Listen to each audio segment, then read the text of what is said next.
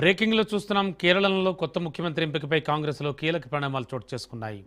CM అభ్యర్థి ఎంపికపై party అగ్రనేతలు Mallikarjuna Kharge, Rahul Gandhi మధ్య చర్చలు జరిగినట్లు సమాచారం. ఈ అంశంపై అన్ని అభిప్రాయాలను సేకరించినట్లు కాంగ్రెస్ నేత జైరాం రమేష్ తెలిపారు. రేపు కేరళం సీఎం అభ్యర్థిని అధికారికంగా ప్రకటించనున్నట్లు ఆయన స్పష్టం చేశారు. అందరి అభిప్రాయాలు తీసుకున్నామని జైరాం రమేష్ పేర్కొన్నారు.